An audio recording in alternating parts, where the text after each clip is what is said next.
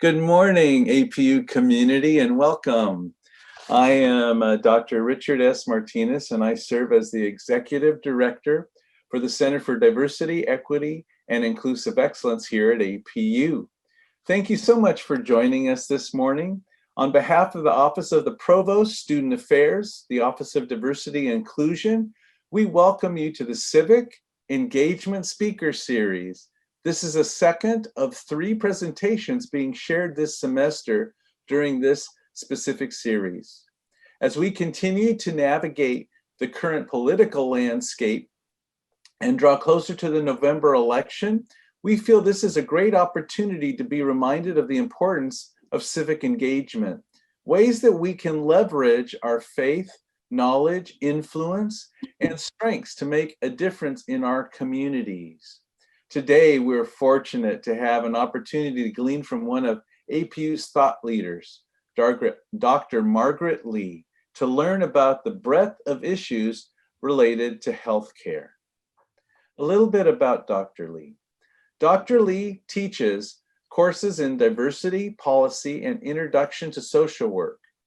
Her professional experience is nonprofit work, policymaking and implementation, research, and cross-cultural ministry. Most recently, she worked as a macro social worker at the Department of Mental Health, helping plan and implement the Mental Health Services Act, which included empowering and organizing underrepresented ethnic communities, developing spirituality initiatives, and networking with community-based organizations. Her research interests are in mental health, nonprofit management, spirituality, and the Asian American community. She is finishing her PhD in social welfare at the University of California, Los Angeles, as a Paul and Daisy Soros Fellow. Her education, MSW, University of California, Los Angeles, BA, Sociology and Asian American Studies, University of California, Los Angeles. And her academic area, School of Behavioral and Applied Sciences, Department of Social Work. We are very excited to have this opportunity to learn from Dr. Lee. Also, during Dr. Lee's talk, feel free to post questions in the Q&A field, and we'll relay as many of those questions as possible during the Q&A time following her presentation. And just a little note, this presentation is being recorded, and so will be available following editing, following this special presentation. So before we get started, I'll go ahead and open up with a word of prayer. Gracious Lord, thank you for this day. Thank you for bringing Dr. Lee to us and her special presentation. May you anoint her, and may you speak through her, and may we learn from her.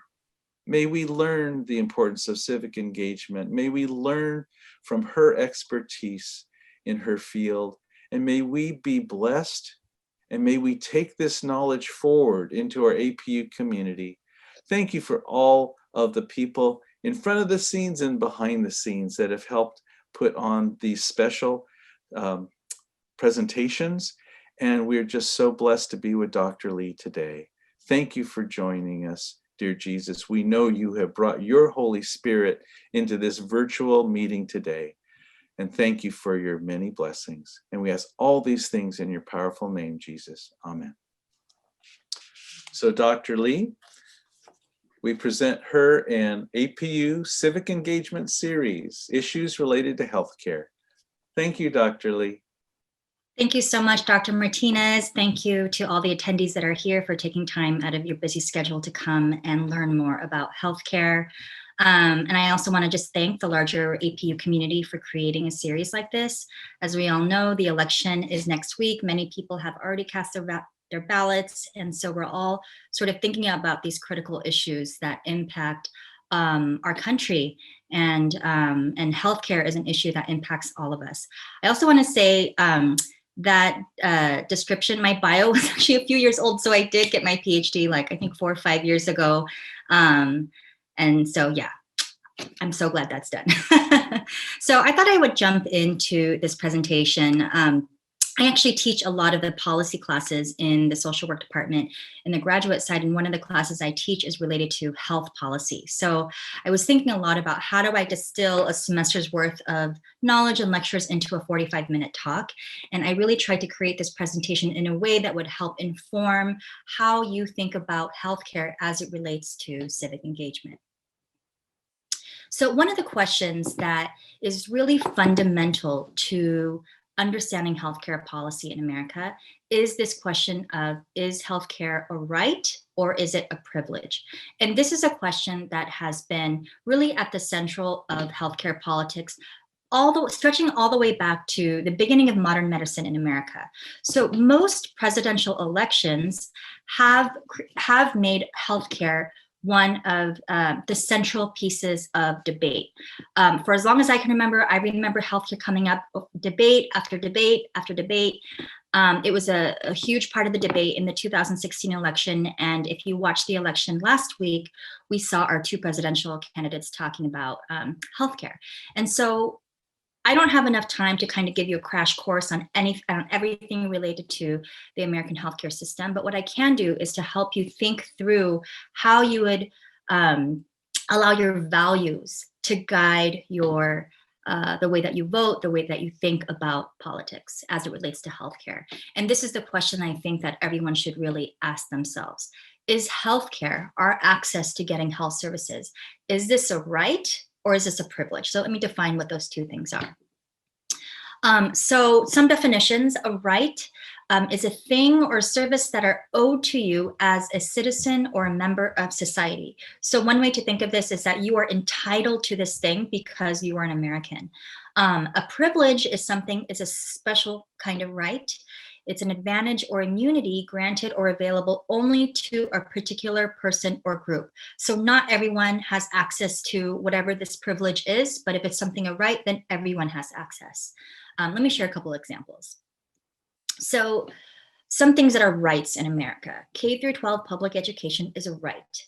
Everyone can go to school from kindergarten to 12th grade, regardless of your citizenship, regardless of your socioeconomic status, regardless of your criminal background. This is something that everyone has access to, regardless of where you live in the United States.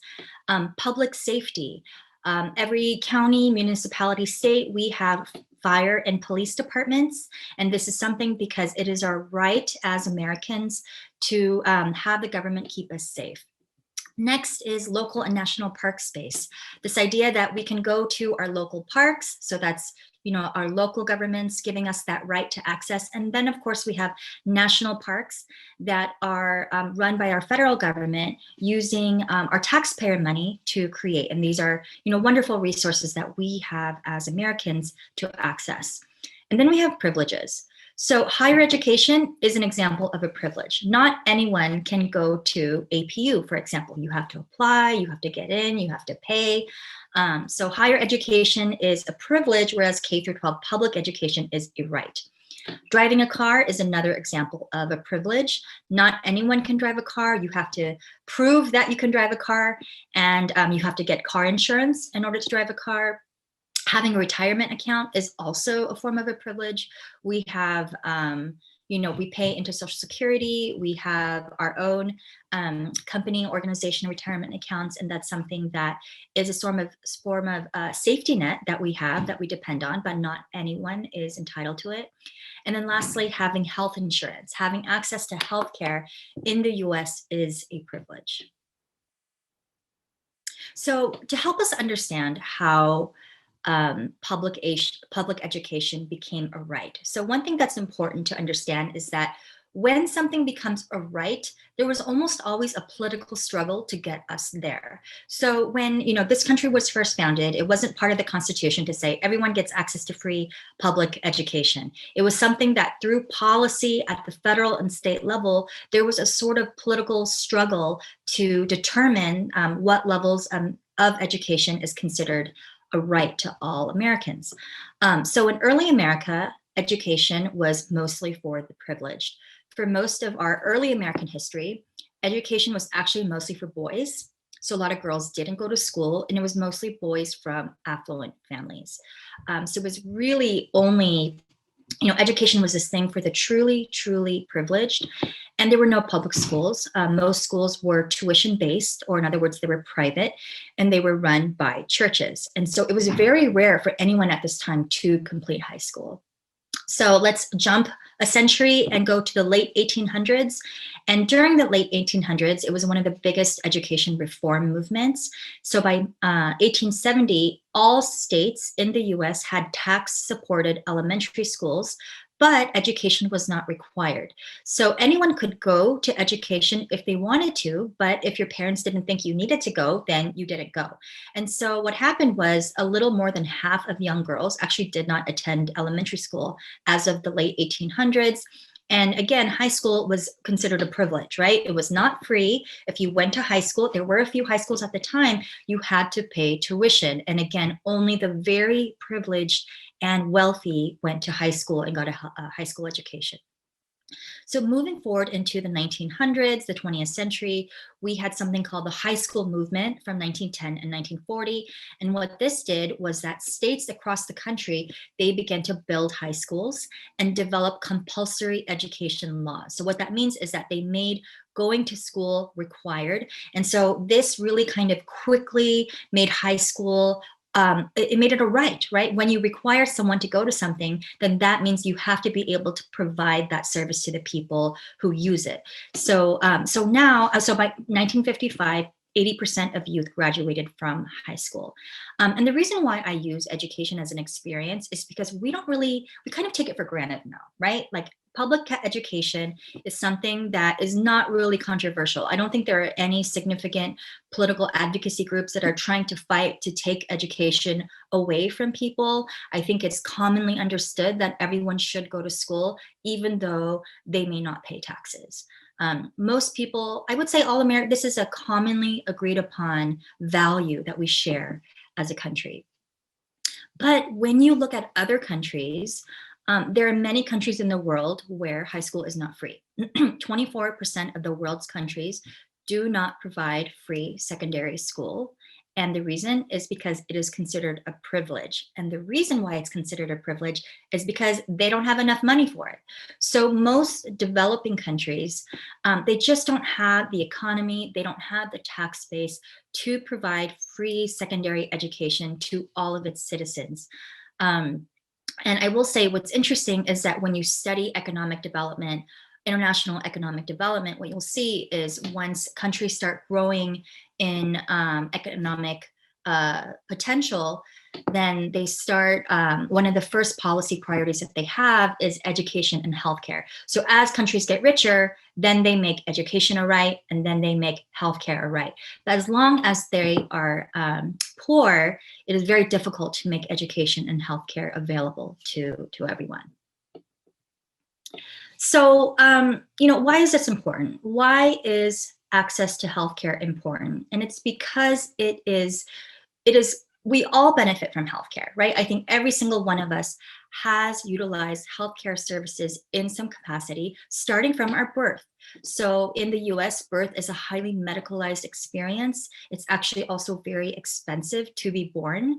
And when you look at life expectancy over time across the world, what you'll see is that for most of human history across the world, average life expectancy was somewhere between the 20s and 30s, which means if I were alive during this time, I would not be alive today because I'm over this age group. And I think many of us would not be alive because we needed some kind of medical intervention at some point, even if it was something like vaccines or pain reliever. I mean, some of these things we truly take for granted. So you can see here, starting in the 20th century, life expectancy dramatically increasing. And that is thanks to modern medicine, thanks to science.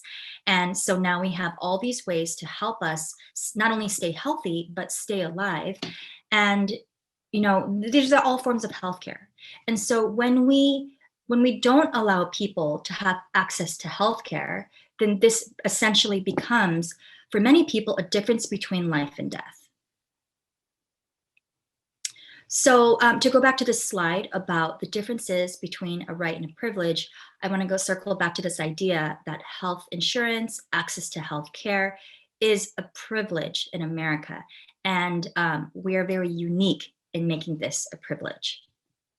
So let me give you kind of a bird's eye view of how we do health coverage in the US. So we have, people who are uninsured and people who are insured. So there are these two categories over here, insured and uninsured. And right now we have about 27.5 million people who are uninsured in the US. They have no access to health insurance. For those people who are insured, there were two categories. One are those with public insurance, and the second are those with private insurance. So let me actually start out with those with private insurance, because that actually applies to most of us. So if you have private insurance, then you fall in one of two categories. You have employer-based insurance. So if you work at APU, so I work at APU, then APU pays for my health insurance. I mean, I have some premiums that I have to pay, but it is largely employer-based coverage. So when I have to use medical services, I'm not paying the full bill. In fact, I'm paying a tiny, tiny fraction of the bill, and APU is paying for most of that. Then we have the private market, also called the exchange. Here in California, we call it covered California. So let's say you are self-employed, you work part-time, or you work for an organization or company that doesn't have many employees, and so they're not required to provide health insurance. So if you fall in one of these categories, then you have to go to Covered California and purchase health insurance. And that's what the private and exchange market is. So let's go to the left side here. And this category are those who are covered by public health insurance.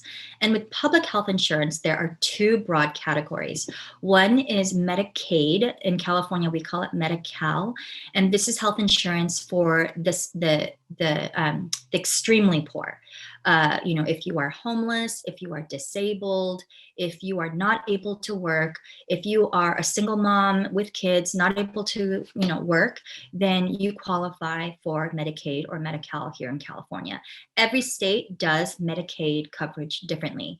As I mentioned, here in California, if you are homeless, then you can qualify for Medicaid insurance. In other states, in a lot of Republican states, for example, if you are homeless, you do not qualify for health insurance. So regardless of what health emergency you have, if you are homeless, you cannot get health care. And this applies to children as well. Medicare is health insurance for older adults, for the elderly. So it's for those who are 65 years of age or older. And this is basically government provided health insurance. And so this is, a lot of people consider Medicare a form of socialized medicine. So these are the four categories of health coverage that we have in the US. And so this slide here shows you the breakdown. So I have two categories here. One is, who was covered under what form of insurance as of 2019, which is the blue, and the red. The red is, if we didn't have the Affordable Care Act, right? The Affordable Care Act is what helped to cover a lot of Americans with health insurance. So if hypothetically in 2019 we didn't have the Affordable Care Act, then this is what health coverage would look like. And what's really interesting to me here is that there isn't that much of a change. A lot of people thought that Affordable Care Act, also known as Obamacare, those are two interchangeable terms. A lot of people thought like Affordable Care Act is this terrible like socialist thing and it's going to ruin everything. But it actually, it's sort of tinkering around the edges. It didn't uproot our healthcare system. So for most of us, we benefit from employer-sponsored healthcare. That's around 56%. Everyone who works for, works full-time for a decently sized organization benefits from health coverage through their work. Then, of course, you have this private category here for people who have to purchase. And what the Affordable Care Act did is that it made it easier to purchase healthcare than it did before. So that's why we have 13% today versus 10% had we not had the Affordable Care Act. Then we have Medicaid and CHIP. CHIP is basically Medicaid for children. And you can see that a lot more people are covered under the Affordable Care Act, 17%, but it's not, it's not dramatically different. The area where we see the biggest difference is the percent of the uninsured. And so, if we didn't have the Affordable Care Act, we would have 19% of Americans uninsured. That's almost 1 in 5. Whereas now we have about 8% who don't have insurance. So it's thanks to the Affordable Care Act that we've been able to cover around 20 million Americans with some form of health coverage. So so I want to switch gears a little bit and talk a little bit about universal healthcare. So universal healthcare is a system that provides quality medical services to all citizens. The federal government offers it to everyone regardless of their ability to pay. So you may be heard of this phrase, universal healthcare. A lot of people are advocating for universal healthcare because they believe that healthcare should be a right. It's not a privilege. The premise of universal healthcare is that healthcare is a right. So this system that we have here and here is not universal healthcare. I just want to be very clear about that. The healthcare system that we have here in the US, you essentially have to work or you have to purchase your health insurance. And then we have a very small safety net for those with Medicaid who are not able to do this. But then that still leaves a lot of people who are uninsured, and that's why we don't have universal health care. The US is the only industrialized country that does not have universal health coverage for its citizens. Sometimes we don't realize, how we are an outlier in this because we're just here in the US, we're used to it. This is just the status quo. But a lot of times when you travel outside of the US or you talk to people outside of the US, they actually think this is really, they find it really interesting that we don't have universal healthcare.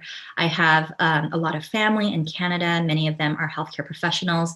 And this is one of the things they always want to talk to me about is why doesn't US have universal healthcare? And so, luckily for them, this is what I teach, so I'm able to talk to them about it. But the reason why we don't have universal healthcare, the reason why we're the only industrialized country, the only wealthy country, and we are the most wealthy country in the world, is because we have made sort of a collective agreement through our politics that healthcare is a privilege and not a right. Our healthcare system is designed in a way to not guarantee healthcare for all. So let's take a look at some other countries. This is by no means an exhaustive list, but this shows when countries established universal healthcare. So again, kind of similar to the whole public education process where it had to be done through politics. This is the same with all of these other countries. And you can see here in all of these countries, there's a very wide range of political systems, of cultures, of even GDPs, of economic levels. There are some, I wouldn't say poor countries, but no country on this list is as wealthy as the US. And yet they have all established universal healthcare. They don't all look the same. In some of these countries, it is totally government run, meaning, if you're a doctor or if you're a healthcare provider, then you're a government employee. Or in other countries, they have something that's called a single payer system, where it's through taxes that government is paid. So kind of like with Medicare, if you're an older adult and you need care to see a doctor, then you still go to the doctor that you want to go to, but the doctor bills, instead of billing to the insurance company, the doctor bills to the government. And that is what a lot of these countries do. And so you can see that, from Norway, they established universal healthcare in 1912, and then the Bahamas, they established universal healthcare as recently as 2016. So this is still a political kind of dialogue that's happening in a lot of countries that haven't established universal healthcare. And I will say that once countries do establish universal healthcare, it's not really controversial after the fact. It's sort of taken for granted, like the same way that public education is taken for granted. And that's the interesting thing about policy, is that when something becomes enshrined through policy, when something becomes a right, then it's sort of not questioned after the fact. So let's move towards 2020, the election. And President Trump and Vice President Joe Biden are two candidates for the 2020 election. They have very different ideas about healthcare. And I tried to look for any type of quotes that address this question of healthcare being a right or a privilege. So let me read one from President Trump. It's a little old because I couldn't find something more recent as it relates to this question. Okay, let me read it. Okay, this is President Trump talking. You wouldn't give some bozo with zero experience in management position. Why should healthcare be any different? He also said, where I come from, you have to prove your worth. You have some guy with no college degree working on a minimum wage job, no ambition, no goals, nothing to show for it. Yet for some reason, the Obama administration believes he and millions of people like him should have access to health insurance.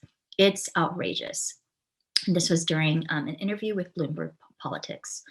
And then Joe Biden, he recently posted on his Twitter, and not just on his Twitter, this is something that he's been saying a lot on the campaign trail, in the debates, on his website. He's been saying over and over again that healthcare is a right, not a privilege. So this gives you two ideas of how kind of diametrically opposed our two candidates are in terms of their how they allow their values to define their politics and their policy. So let's talk a little bit about why Americans are so resistant to universal health care. Why is it that we are the only industrialized country, non-third world country in the world without universal health care? And these are the three most common arguments. One, it's too expensive, right? Like if we provide health care to everyone, including those bozos who are not paying into the system, then we won't be able to afford it. I don't want my taxes to go up. The second argument is it's too much bureaucracy, right? Like a lot of Americans are really kind of suspicious of big government. Sometimes when the government runs things, people associate it with increased bureaucracy, which translates into increased money that we're wasting. So this argument is that it's too bureaucratic if we were to have universal health care. And the third argument is that some people believe that universal healthcare would lead to poor quality healthcare.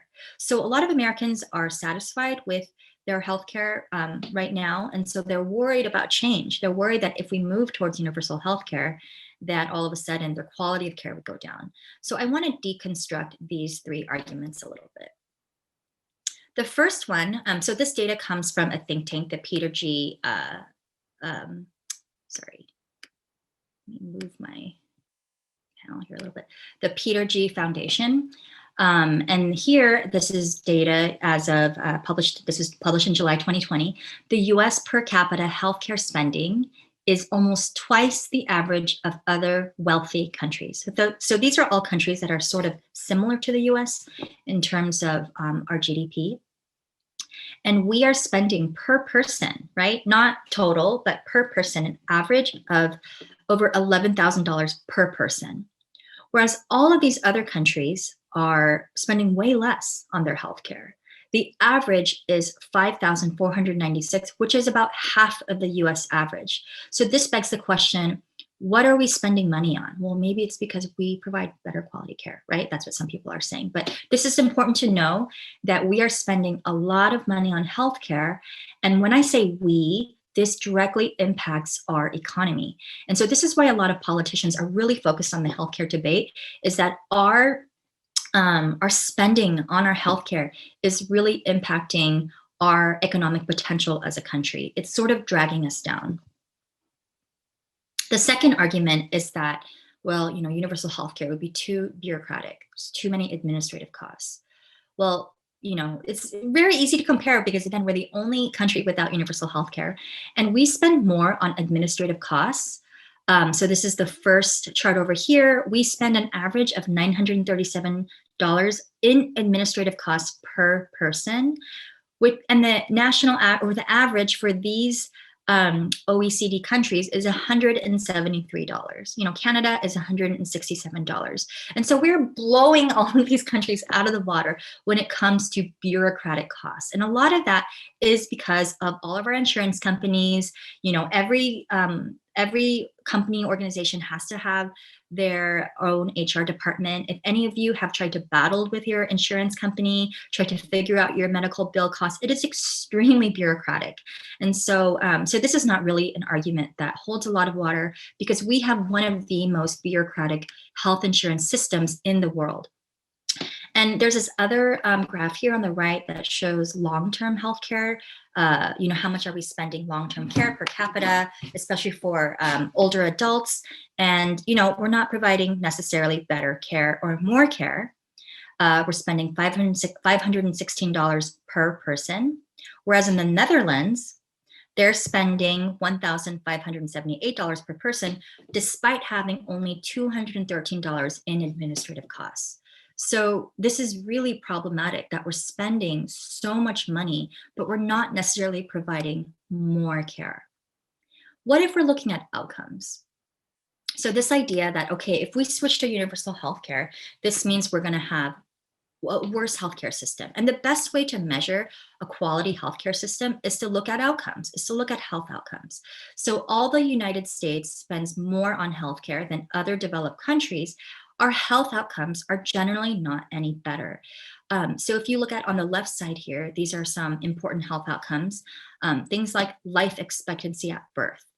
Our life expectancy, we are in the bottom half over here of life expectancy. In terms of industrialized countries, we have one of the worst life expectancies out of that group. Infant mortality, this is, again, a pro-life issue. A lot of times, people who value pro-life, it is before the birth. But what happens right after the birth, when that baby is born? What we're seeing is that we have really high infant mortality rates. We're one of the worst. This is for fifth out of this long list here when it comes to infant mortality. So this is definitely a value problem that we have in the US. Also, the quality of our primary care. Asthma and diabetes are two of the most chronic conditions that we have in the US. And incidentally, these are the two conditions that are comorbid with COVID-19. And so a lot of people who have asthma, who have diabetes, are very high risk right now. And you can see here that despite having, very high asthma and diabetes rates, our quality of care is one of, we're in the bottom half. And when it comes to diabetes, we are one of the worst. Quality of acute care. So this is basically care that you receive in the hospital. Our safety during childbirth, we're one of the worst. And heart attack mortality, the number of people who are dying due to heart attacks and the quality of care that they're getting, we're much better. So thankfully, there's one on this list that we're doing okay. And you would hope so, considering all the money that we're pouring into our healthcare system. And so I want to look at this quote that Donald Trump said about, who should get access to healthcare. And he calls them bozos. So one of the questions I have is, who are these bozos?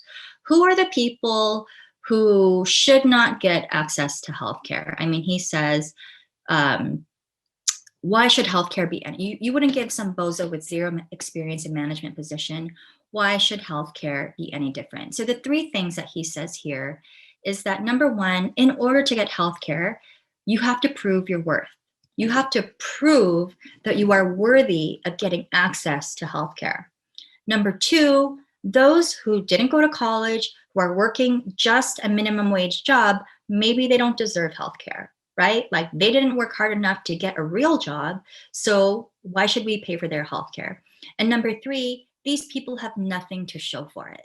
And this idea that, again, people have to prove their worth, this idea that the jobs that they have don't have value. I mean, I think and this is not just about President Trump. I think this is really representative of how a lot of Americans think about healthcare.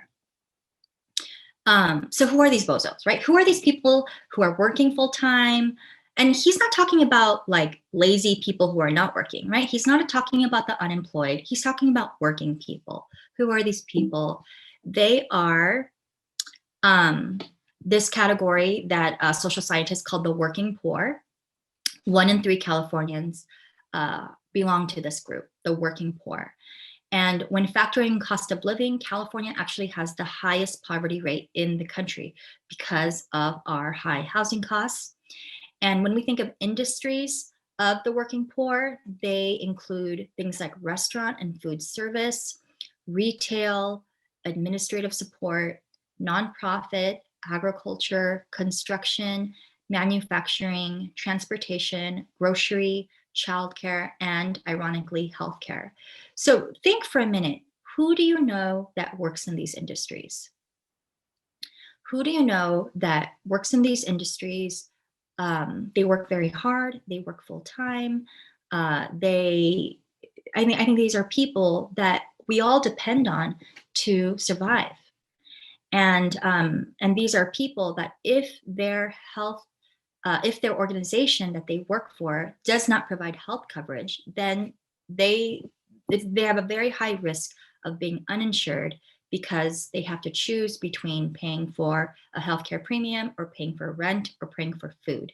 And of course, this is a racial justice issue because the majority of Hispanics and African Americans are disproportionately impacted when it comes to being part of the working poor population.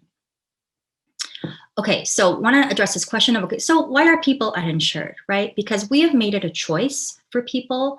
And I want to talk a little bit about Medi-Cal because this is confusing to a lot of people. So if you live in California, if you make less than $17,609, this is a limit that we have set as a state, then you actually qualify for free Medi-Cal, that's also Medicaid, coverage through the Affordable Care Act. This is something the Affordable Care Act did when it was passed in 2010.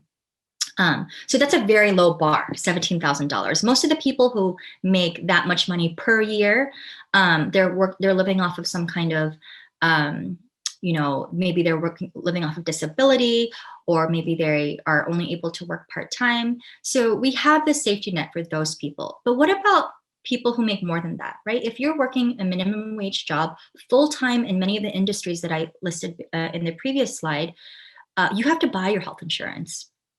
And so some people making more than this, they choose to forego buying health insurance due to cost.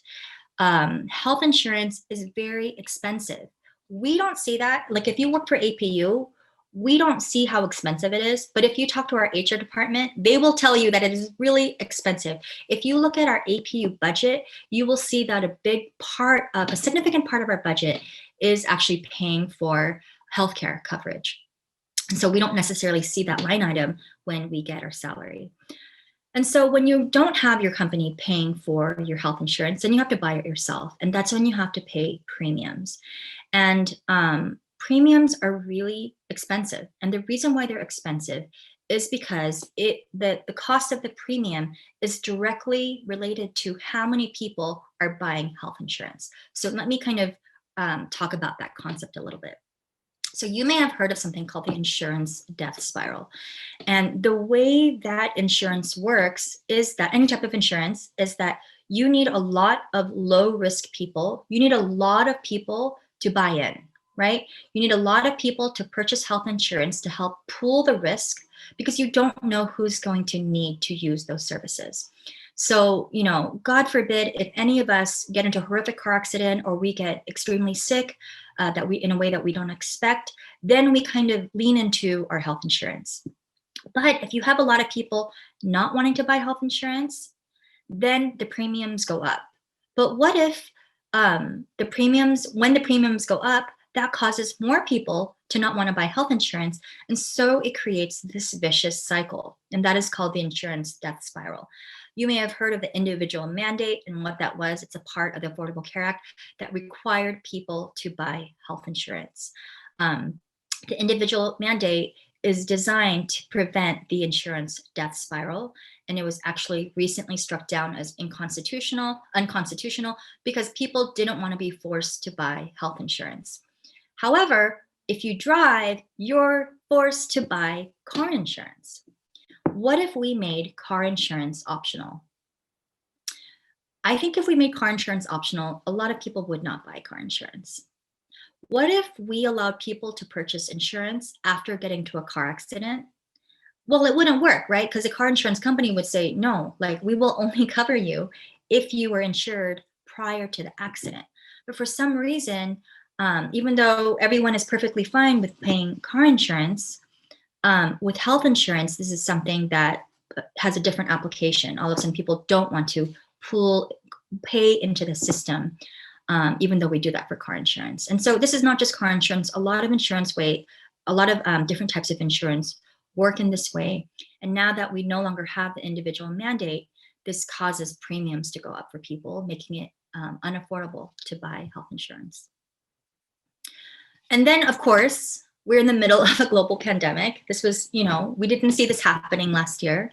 So we have 27.5 million uninsured Americans. So this is even before the pandemic. So imagine being part of this population, and now you are concerned about not only contracting COVID, but now we know that there are a lot of long-term chronic health conditions for some people who do contract COVID. In addition, a lot of people are losing their jobs. Right now, we have 20 to 30 million unemployed Americans. That's 1 in 5. And we know that for many of these Americans, their health insurance is tied to their job. So a lot of people right now, they're more worried about losing their health insurance than they are losing their job. And I mean, what does that say about our country? I feel like that is really depressing because we all desperately need to be covered as we're trying to survive through this global pandemic that we're experiencing. Treating COVID is expensive, especially if you have a chronic case.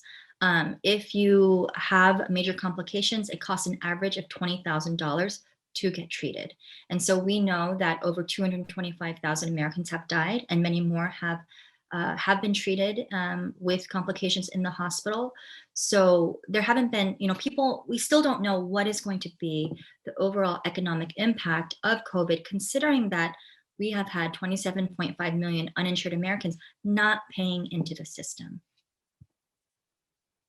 Okay, so I want to pivot a little bit and think about, well, what would Jesus say? So far I've made this argument of, okay, these are practical reasons, these are, data-driven reasons, these are maybe, moral reasons why we should think about healthcare and providing healthcare to those who can't afford to get it. But what about spiritual theological reasons? So this passage is from Matthew 25, which I'm going to read, verse 35. For I was hungry and you gave me something to eat. I was thirsty and you gave me something to drink. I was a stranger and you invited me in. I needed clothes and you clothed me. I was sick and you looked after me. I was in prison and you came to visit me. Then the righteous will answer him, Lord, when did we see you hungry and feed you, or thirsty and give you something to drink? When did we see you a stranger and invite you in, or needing clothes and clothe you? When did we see you sick or in prison and go to visit you? The king will reply, truly, I tell you, whatever you did for one of the least of these brothers and sisters of mine, you did for me. And I think this passage takes on a new meaning, considering that we're in the middle of an election season, we're in the middle of the realities of COVID-19. And I think what Jesus would say is that, he says, I was sick and you looked after me. Not literally Jesus, but he's saying, when we help other people in their sickness and in their poverty, this is an act of worship, right? Like when we do not help those people, then we're essentially not doing that for Jesus when he says, the least of these. And so we have to ask ourselves, who are the poor and the sick in our midst? Like, who would Jesus want us to help? And if someone is struggling without health insurance and they're having some kind of medical emergency, there's not much we can do, right? Like we can go to them and we can pray for them, but in order to get their needs met, they need health care coverage. So one thing I want to clarify is that even with Obamacare, also known as Affordable Care Act, Obamacare is not socialized medicine. It didn't make healthcare a right. It is still largely operating under the same system, which is making healthcare privilege. And I also want to clarify that neither Trump or Biden have plans to make healthcare a right. So I'm not here to tell you, trying to influence you to vote one way or the other, because neither presidential candidate has a plan to make healthcare right, even though Biden says that, right? Even though Biden says that he thinks healthcare is a right, he doesn't have a plan to do that. And it's because you would have to sort of detonate our current system, employer-based system. And so it's important to recognize that in order to make healthcare right, the devil is in the details. One of the things that I think someone who teaches policy, who thinks about policy a lot, I think the current political environment has become too polarized. And sometimes a lot of Americans feel pressured to choose one party or the other. And once you choose that party, all of a sudden you have to subscribe to all the policies that are in that party's platform. And I think that's very problematic because most people think in much more nuanced ways than that. And so when we think about healthcare being a right, it's not about voting Republican or Democrat. It's actually much more complicated than that. I just want to point that out. Because when we do think about healthcare being a right, then we have all of these other questions, like how much healthcare is a right? Is it just going to the emergency room? Is it just primary care? Is it for women? Is it for children? Is it like, what are we providing here? Also, does everyone get the same quality of care, or should we have a system like a private option, kind of like we have with public and private schools? So maybe we have like a public option and then people can still keep their private health insurance. So there are many different ways to do this. And then we also have to have a very honest discussion about what are the downsides. Like if we were to make our healthcare system a universal healthcare system, it would be extremely disruptive, right? We would sort of have to like control, alt, delete everything and start over. And if we did that, we would probably do a single payer system, very similar to what we have with Medicare. Bernie Sanders, he did have a healthcare plan that was designed around universal healthcare. He called it Medicare for All. So we take our current Medicare system that Americans love and we kind of apply it to everyone. Or do we try to improve the current system that we have, which is largely an employer-based system? The system that we have is very patchwork. Like the slide that I showed you earlier, there are all these different categories that people can fall under based on where you work and your age. And do we try to improve upon that? And that's basically what both Biden and Trump are trying to do. But a lot of health policy experts believe that our healthcare system is really flawed by design. Like if we really want to significantly bring down costs, if we really want to provide better quality of care, if we really want to operate our healthcare system in a way that is efficient and isn't expensive, then we sort of have to start over. And of course, that's something that a lot of people don't have the political stomach to do. So this is a very complex conversation. It's not as easy as, oh, like if you vote for this guy, then it's all our problems are going to go away. It's definitely not like that. So I just want to thank, I guess I'm closing now. Thank everyone for coming. I do want to do a shout out for this book called A Public Faith by Miroslav Volf, How Followers of Christ Should Serve the Common Good. This is a book, it's not a political book, but it's a really good book that allows you to think about how you allow your faith to inform the way that you live in a way that serves the common good. So let me just read this quote. Engagement is not a matter of either speaking or doing, not a matter of either offering a compelling intellectual vision or embodying a set of alternative practices, not a matter of either merely making manifest the richness and depth of interior life or merely working to change the institutions of society, not a matter of either only displaying alternative politics as gathered in Eucharistic celebrations or merely working for change as the dispersed people of God. It is all of these things and more. The whole person and all aspects of her life is engaged in fostering human flourishing and serving the common good. So, what this means to me is that there's no one way to do things. I think our political environment is in a way where people feel pressured to vote a certain way, to think a certain way, to believe a certain way, to talk a certain way. But I think we have to take a much more holistic view, especially as we allow our Christian identity to inform our values and to inform the ways that we think about policy issues and how those policy issues impact the least of these. So I see Dr. Martinez on the screen here. I just want to thank everyone for listening. And I think we have some time for questions. Yes, we do, Dr. Lee. Thank you so much. And so I do have a couple questions in the Q&A, so I'll just go ahead and start there and we'll see how much time we have, Dr. Lee. First question is regarding unmanaged asthma and unmanaged diabetes. Why are these not managed? Is it because the person is not covered with health insurance? Is it because they choose to not get treated? Yeah, that's a really great question. One of the problems that we have here in the US is that, if you have asthma and diabetes, these are chronic conditions that have to be carefully managed. And it really helps when you have continuity of care. It really helps when you have primary care. But what we see when people have either no access to health insurance or they have poor health insurance, they're not managing their symptoms. And so what we see are the people who have the worst forms of asthma or diabetes are, unsurprisingly, the uninsured. And something like diabetes, if you don't take preventative measures to address diabetes, then it becomes very, very expensive to treat. So, for example, you take someone, you can manage diabetes with diet and exercise largely, but if it goes uncontrolled, like you're not taking your medication, you can end up amputating your legs. And that type of procedure, when it gets to that point, is paid for by Medicaid, typically. And so this is why, in many ways, being insured helps with healthcare management. It's a preventative form of ensuring that things don't get too expensive at the end. Thank you, Dr. Lee. Second question we have in the queue. I lived in Canada for a few years. Sometimes there was a long wait list to get certain tests or treatments. So, does having a government-based healthcare system guarantee good healthcare? So I think this idea of what it means to have good healthcare, there's a lot of different variables.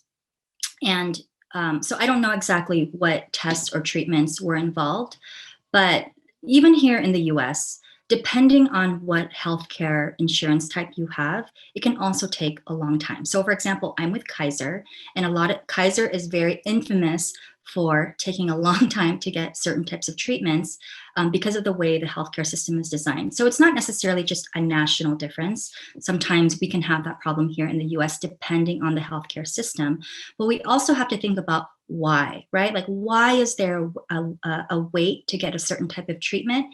And maybe because there is prioritization happening. So, for example, in a system like Kaiser, they are prioritizing based on the level of urgency. And this is what a lot of other healthcare systems, like in Canada, does as well. I'm not saying Canada's healthcare is perfect. By all means, every healthcare system has its flaws. I think with policy, what we're trying to do is manage trade-offs, right? Like, what are we willing to sacrifice in order to insure everyone, for example. And so, yeah, I think a lot of it is we have to look at the details of what type of test or treatment it is. Thank you. I think we have about time for one more question that just popped in. If healthcare became universal and increasingly regulated by the government, wouldn't that increase the cost of care even more because we're already spending so much on administrative costs? Right. So right now, the reason why we're spending so much on administrative costs is because we don't have one singular entity running things. We have all of these different insurance companies talking to each other. We have health management organizations trying to figure out costs for medicine, costs for treatments. It's a lot of people talking to each other. It's not one body or one government group running it. And this is what happens in the private market. This is why it's so expensive. If we were to have a universal healthcare system, guess what? All those insurance companies would disappear. All of those health management organizations would disappear. It would be the government, one entity, or the government can contract out one entity running it. So this is why you would basically replace the system. You wouldn't have all of those, like, the pharmaceutical companies. I mean, you may be like all the commercials that we see regarding different medicines. Pharmaceutical companies are going to doctors, trying to, giving them free lunches and vacations, trying to convince them to, prescribe them. All of those things would disappear in a universal healthcare system. And so we also have to be looking at where would we be saving so that we can have a different type of system. Oh, Richard, I think you're muted. Yes, thanks. As we begin to close out our time with you, thank you so much. And I'll give you one more closing question just for you. And so if you had one-on-one time with either President Trump or Vice President-elect Biden, what might be at least one key suggestion that you would have for their healthcare plans? That is a really good question. I mean, I think if I were to talk to, I mean, this would apply to both, but I think probably more to President Trump, I would again look at this idea of the individual mandate. Because again, with insurance, you need everyone to pay in order for it to work. Car insurance would not work if only people who got into car accidents bought car insurance. I mean, this is something that most people understand. And so, yeah, I think the individual mandate was something that was really unpopular. And I understand why it's unpopular. Nobody wants to pay. But I really would want to understand what are his policy and budget financial arguments for not having an individual mandate. Okay. Thank you, Dr. Lee. And I know we're all virtual right now, but if you could give a resounding applause to Dr. Lee and all she has done in presenting today. I just have some closing updates.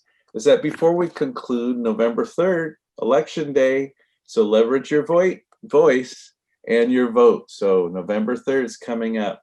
Also, November 4th, the University Counseling Center post-election workshop, Navigating Our Emotions, is from 1 to 2. And so you can register online with an APU email address or email to ucc@apu.edu. Also, November 6th, Voices sessions, post-election discussion. You can email scrd@apu.edu for more information. For more civic engagement information, feel free to visit togetherapu.org and feel free to pursue the civic engagement webpage for future opportunities to participate. So once again, thank you, Dr. Lee, for this informative event. And thank you, APU faculty, staff, and students for joining us today. And once again, by the way, the session is being recorded and will be available for your review and distribution to those within your sphere of influence. So Dr. Lee, a resounding thank you to you. Thank you so to much. all of you who have attended today, and God bless each and every one of you. Thank you, everyone.